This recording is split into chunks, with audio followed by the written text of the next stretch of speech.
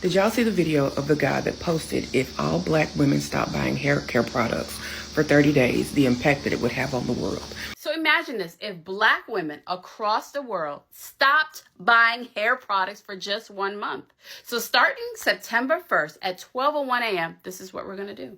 Tag every black person, every black business owner, every black influencer. Let them know the wealth transfer is here. The wealth transfer is here. For 30 days, starting September 1st, black women are very selectively, willfully, with so much intention, only going to be supporting and buying black-owned hair and hair care products for 30 days.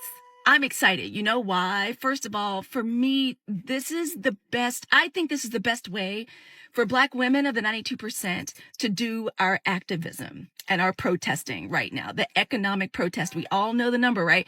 $1.8 trillion. That's how much black folk contribute and how much we spend in this economy, like in this country. So one of the areas we spend the most money, right, is on hair care, maintaining. I need some black hair care right now. I'm going to go home and do my entire... Yes, you need to find black-owned businesses. We need to keep our money going between ourselves. Black wealth is power. And that's why everybody is going on about it, because black wealth is power. We got them in sports. We got them in dance. We got them in movies. We are over the top. So it's black culture against the entire race. They said it was just hair, but obviously it's not just hair. I just seen that we are sharing and tagging and doing all the things to promote small businesses that have black-owned hair care brands. Imagine waking up to a world where millions of black consumers suddenly change how they spend their money, how they spend their black dollar. Now, what would happen if black women stopped buying certain hair care products and instead choose to support black-owned brands? Would it simply be another online trend, or could it, reshape businesses, communities, and the black economy? I mean, across social media, this idea has sparked the passionate conversations, with many people calling it a powerful way to strengthen black businesses and keep more wealth circulating within the black community. But others are also debating what a wider impact could be if such a movement gained a little momentum and become something, permanent. So anyway, stay with me until the very end as we explore this discussion and hear the different perspectives surrounding, this growing debate, this growing movement. Otherwise, if this is your first time, please subscribe for more of these updates, for more of these, discussions. I'll see you at the end for more discussions. Did y'all see the video of the guy that posted if all black women stopped buying hair care products for 30 days, the impact that it would have on the world? He posted a video and it blew up. All the comments are wanting to do it and how do we do it and all of those kinds of things. So from what I'm seeing, the revolution is going to start September the 1st. Imagine if black women all across the world stopped buying hair products for 1 month, just one. Here's what would happen day by day. We'll never guess what happens by day 30. Day 1, major retailers panic. Beauty supply stores, Amazon, even Tesco and Target see a dip. They start calling emergency meetings and wondering if it's a boycott. And he also posted the impact that it would have on the world. And I'm just going to kind of glance over what he said. Day 1, he said that the local or the retailer, the chain stores, they would start calling emergency meetings, seeing if there was a boycott of something that they missed out on. Then he said day 2 to 4, Korea and South Asian owned distributors would start calling the store owners, asking them what's going on with the orders. Meanwhile, social media is being flooded with DIY videos, how-tos, tips, tricks, and things of that nature. Day 5 to 7, stocks will start sitting still and weekly targets are not getting met. So then the online stores try to do flash sales and stuff to get our attention, to try to reel us back in to get us to buy their product. But us black women, we are sticking to our guns and boycotting. And then he said day 8 to 12, the media starts picking up on the story and doing stories about what's going on and all that good stuff. And they would say the black beauty dollar is disappearing. Day 13 to 17, the social media influencers start picking sides Either they're going to stay with the wigs or not wigs, I'm sorry. They stick with their products, their contracts and things of that nature, or they join the boycott and they start doing the DIY stuff behind the scenes that they know about. And then some of the beauty store owners start posting public apologies and asking what they can do to help and things of that nature. But then you also have those stickler companies that are sticking to their guns and not budging at all. They 18 to 21 or 22 is when the small black-owned companies start to see a surge in their in their purchases. And these are the small companies that you can purchase directly from them. And then other social medias, TikToks and Instagrams and things of that nature, their lives are being, like live video posts, are being flooded with recipes and tips from the direct source itself. By day 22 to 25, the big brands actually start panicking and they start sending out emails to their multicultural consultants. Days 26 to 29, they start to restore the revenue between the US and the UK sector brand and dropping billions with a B of dollars. Investors start to notice. Product managers and retailers start to get fired. Now it's day 30 and a full month later, and it's clear that the black beauty consumer isn't just a niche. She is the market, and for once, he said she knows it. We know it. We need to find our worth. We need to know our worth.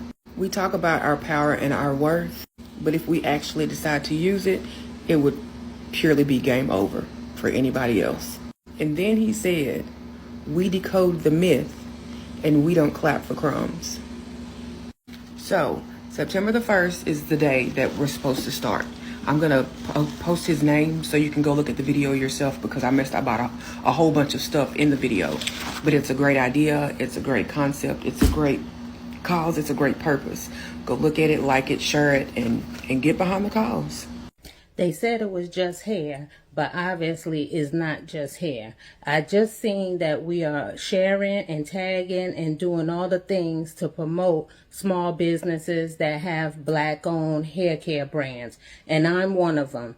I am the owner of Maybe For You Naturals, a natural hair care and beard care business. I'm known on here and other social media as your natural hair care extraordinaire, and I am going to be a part of that boycott because things have to change. If you haven't seen the video of the creator, go check his page out and go ahead and share it out. And I want y'all to tag people, share me out to people that you know that's trying to purchase with the small business that is black owned. I have hair care and beard care. And not only that, I want you to follow, share, tag, and go visit me over there on the YT app, because starting September 1st, when the boycott is active, I will be over on the YT app sharing tips, tricks for your hair care needs. That way you will be covered between September 1st to September 30th, okay? So for all the 30 days, I will be your go-to, giving you those tips, tricks, recommendations as well.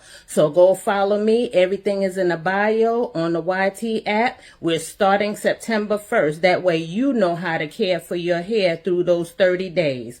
Come see me, your natural hair care extraordinaire, and continue this boycott, because that's only the time that is going to make a difference, when we stick together and we stand strong, because when you don't stand strong, you stand wrong. So check y'all through this boycott. September 1st, we active.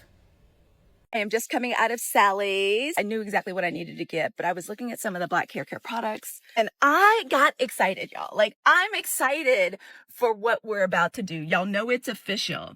For 30 days, starting September 1st, black women are very selectively, willfully, with so much intention, only going to be supporting and buying black-owned hair and hair care products for 30 days. I'm excited. You know why? First of all, for me, this is the best. I think this is the best way for black women of the 92% to do our activism and our protesting right now. The economic protest. We all know the number, right? $1.8 trillion. That's how much black folk contribute and how much we spend in this economy, like in this country. So one of the areas we spend the most money, right, is on hair care, maintaining. I need some black hair care right now. I'm gonna go home and do my entire sacred ritual, because look at that, like what is going on right now. But I'm excited, y'all, for a lot of different reasons. This is the best way for us to protest, a way that flexes our strength, kind of forces people to respect the only thing people in charge respect right now is the almighty dollar and where we spend it. And I know, I can feel in my heart, we are going to make a superstar out of some black woman's hair care brand. Like somebody is about to have their dreams manifested by black women focusing solely on black hair care brands. Like, I'm so excited. We're already putting together a list. Like, folks in my community and under my comments on one of the last videos, the one where I'm sitting at the computer, I asked everybody to start listing right now your black hair care brands. And there are already some big ones. Sacred, Fenty. I didn't even know Fenty had a hair care line. Really, Rihanna? I didn't know that. Oh, right. I remember that. Right. Because she did the commercial with her little short natural. Y'all know I'm a Sacred fan, but there's so many other brands. Y'all go look. I'm going to try to make a little list. I'm excited because I know we're going to manifest a black woman's dream. And at the same time, do our activism in a way that is safe for us, in a way that we control, in a way that protects us and protects our bodies. And even though I'm Sacred loyal, I'm going to be trying some of these other brands. I'm going to be buying them. I'm going to send them to my daughter in college. I'm going to buy some for the scary Scorpio to try at home. So I am excited about what we're about to do. Good for us. Where's this one? I'm so excited. Tell me what you think about it. Are y'all excited too? This is the kind of activism all of us can participate in and feel good about. Joy is key. It's key to the 92% movement. 92% isn't just something we call each other. It's the way we move. It's the way that we're active. And this is smart. We are letting our intelligence, our education, consciousness. I'm even feeling, I think another creator called it collective effervescence. I'm excited about what we're going to do. I'm so happy to amplify it. Hooray for us. Let's go get them. Y'all tell me what you think. And again, continue to put your favorite black-owned hair care brands down in the comments, please.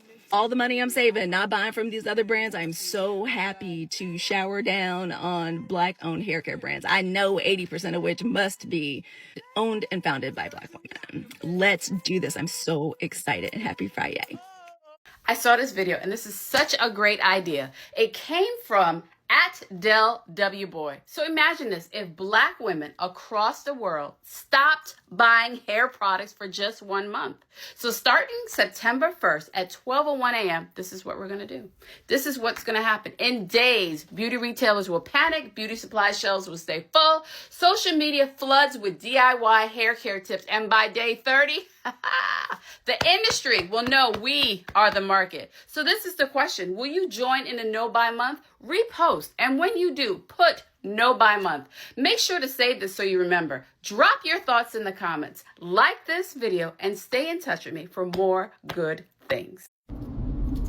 Do you know, I just watched these videos. And I mean, it's really, really sad. But the sad part is that, you know, black people, because, you know, y'all, we all this hair and all these fucking nails and all this shit that y'all use that the Asians sell that we can go online and buy ourselves. But the sad part is y'all saying, well, there ain't nobody did nothing to me. But they don't respect us. They don't respect us at all. They just love our culture and they want to be like us. They try to dress like us. They try to talk like us. They try to dance like us. But y'all still gonna go in there and get your nails done. And I mean, they sitting behind. If you ever put on your translator, sometimes just do that. So, you know, nobody even got to know that you're doing it. Just to hear some of the things that they be saying about your nasty ass, numb, fungus ass nails and, you know, all the stuff that they say about you. Hear it. Yes, you need to find black-owned businesses. We need to keep our money going between ourselves. Black wealth is power. And that's why everybody is going on about it, because black wealth is power. We got them in sports, we got them in dance, we got them in movies. We are over the top. So it's black culture against the entire race. All the other races are against us. And it's not just boycotting Asians. Y'all should be boycotting Asians. Y'all should be boycotting Arabs. Y'all should be boycotting Indians. Everybody. I went to go rent a store with the Indian gentleman, and he gonna say, yeah, sell this, because that's what the black people sell. I looked at this nigga like, I'm black. I know what black people buy. But see, they know our money's spent, because see, our black dollar don't stay in our community. We get our paycheck and it's going within 6 hours. So we have to figure out what are we going to do to change this? Because sitting on the internet and just complaining is not going to change anything. You have to put in the work. You must find other ways, other means to spend your black dollars.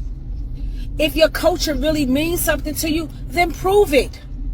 Prove it every time you in a black establishment. I want you to videotape that you are definitely boycotting. And forget boycotting, because we're not even boycotting.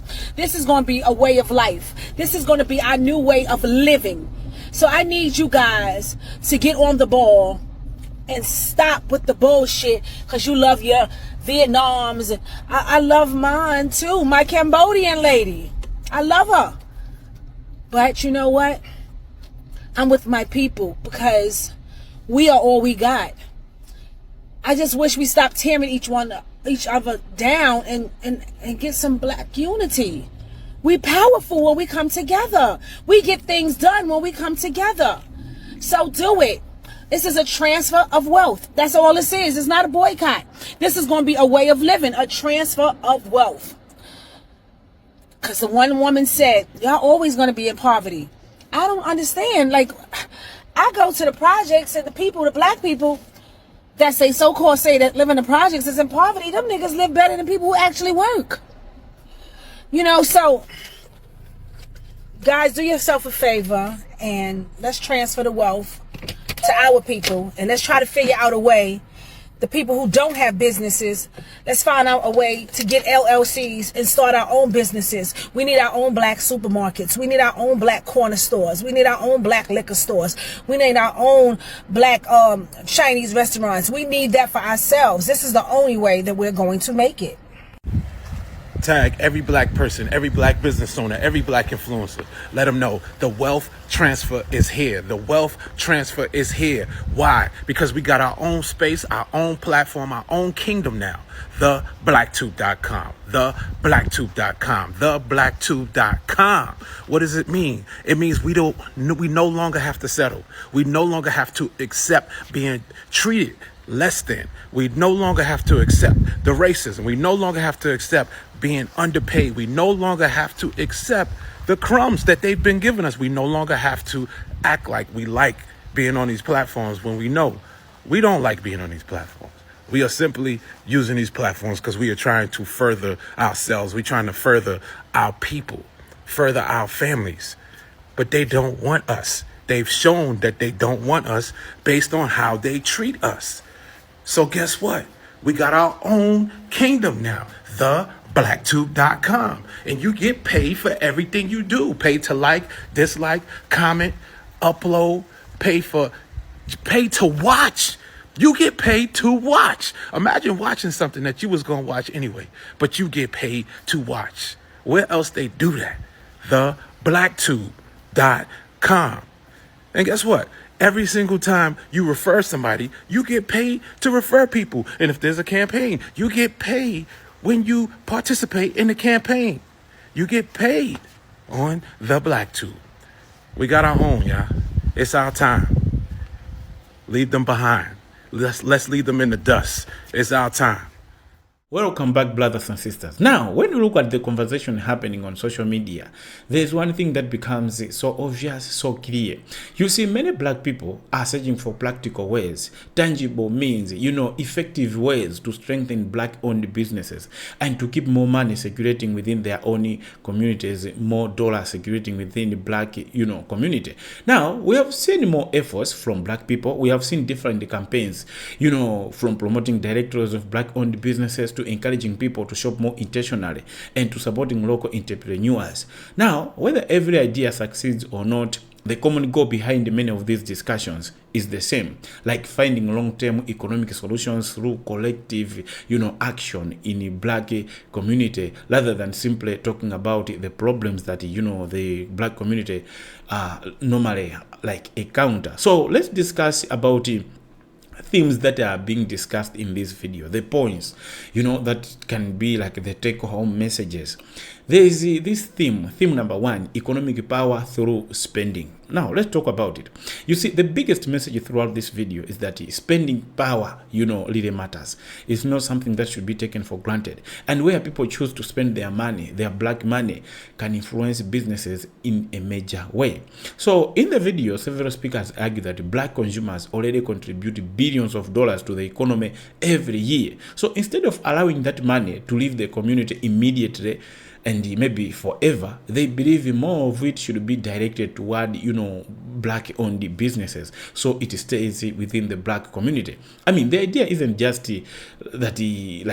about, refusing to buy certain products of other people, like outside black community, but it's about intentionally, supporting businesses they believe will reinvest back into their own communities. So, to many supporters of this initiative, this is being presented as economic activism, wealth transfer or redirection of black dollar, rather than traditional protesting or like anything to do with the, hating Asians, hating whites, or hating other communities. But it's just about strengthening its own community, its own people as black people. So yeah, that's one of the themes being discussed in this video. Theme number 2 is about building black-owned businesses. Now let's talk about it. You see, another major focus in the video is creating opportunities for black entrepreneurs. Throughout the discussion of this video, several creators express excitement that if enough people participate, take part, smaller black-owned hair care companies could receive thousands of new customers, thereby, thousands of new money, thousands of black dollars within their own community. So some even describe this as an opportunity for unknown businesses to become nationally recognized brands instead of relying only on already established corporations.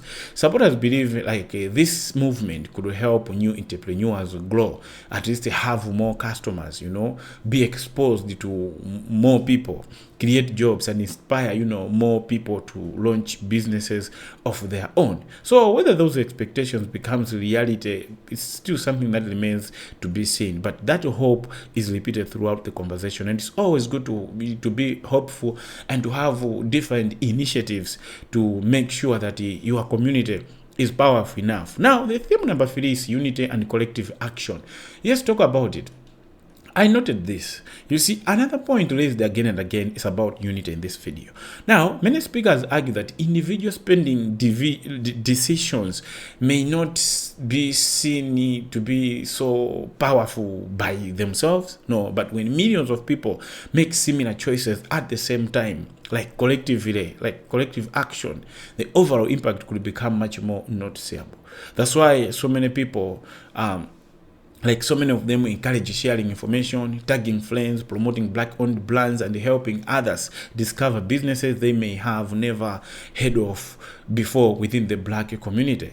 So for supporters of this, the campaign is as much about building community participation as it is about buying products. So it's about that generally. Now, the theme number 4 is about challenging existing business relationships. Let's talk about it. You see, here's where conversation becomes much more emotional. Several speakers express frustration with businesses they believe have benefited from black consumers without showing enough respect or investment in, black communities. It's like you've been helped within that community, but you don't want to help that community back. And because of these experiences, they argue that consumers should become much more intentional about where their money really goes. They need to be careful. Some speakers expand this argument beyond the hair care products. It's not about just having 30 days of not buying these products. No, it's beyond this. While others also focus only on supporting black-owned alternatives.